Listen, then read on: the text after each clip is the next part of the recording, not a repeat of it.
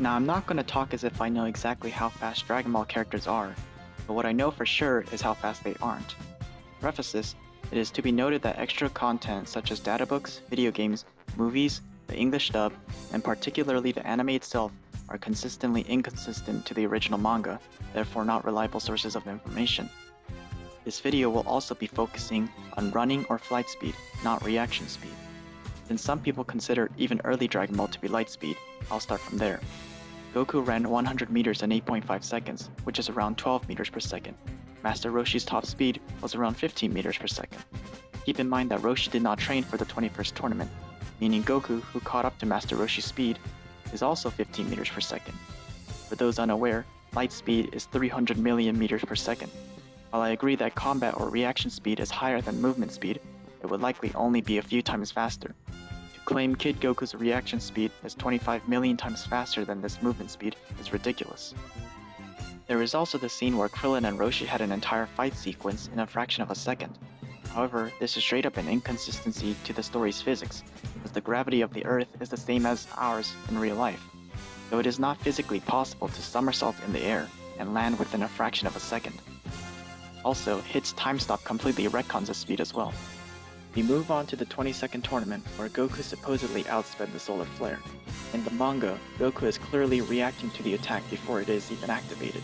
This is no different from Krillin and Gohan reacting to Frieza's death beams before they are even fired. Now we reach Dragon Ball Z territory, and just like early Dragon Ball, we get a number to estimate Goku's speed. Make Way is 1 million kilometers, and Goku took around 6 months to run across it. That's around 63 meters per second. When Goku returns, he takes around a day, or 11,500 meters per second, which is Mach 34.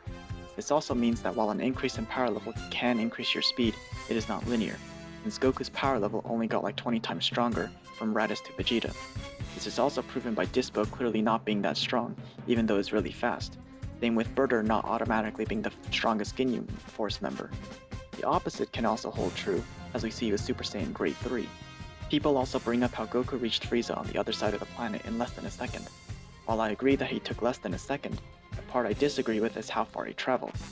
Goku says that Frieza was close, and to further prove this point, Porunga was summoned not far off from the ship at all.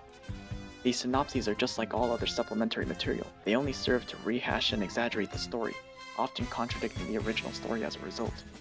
However, by the Buu Saga, we get a character who actually does fly across an entire planet multiple times. There is still an issue with this though. Assuming Gotenks' nap was really short, that means he circled the Earth a few dozen times in around 20 minutes. Light can circle the Earth 7 times in a single second. On the other hand, if Gotenks' nap was really long, then it means Piccolo, who is fused with Kami and nearly mastered Super Saiyan level, couldn't travel across half the Earth for however long Gotenks was napping. So hypothetically, if Piccolo took 20 minutes to cross half the Earth, that means he is Mach 97.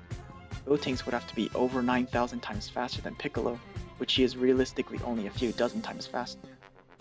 Finally, we reach Buuhan, who Toriyama drew multiple panels of him flying while Goku and Vegeta were having their conversation.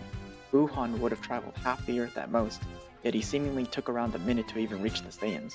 The only character in Dragon Ball that anyone can make an argument for being light speed is Super Saiyan 3 Vegito, just because he's stronger than Buuhan and we've never seen him fight.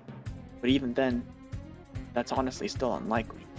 As I've already said at the start of the video, all evidence found outside the manga is not viable, so please spare me your anime filler arguments of Kid Goku dodging lightning. In the manga itself, the only inconsistencies are the scenes where Ki is shot into outer space, such as the 2 moon-busting scenes, which I agree were essentially at the speed of light. Yet considering how the hundreds of examples littered across the entire manga indicates that characters are nowhere near light speed, these examples are highly likely to be outliers. Now I will say that by Super, characters are for sure light speed and beyond, since Jiren can travel through space to reach other planets, which also means that at the very least, Mastered Ultra Instinct level characters can as well. But in the original Dragon Ball manga, absolutely not.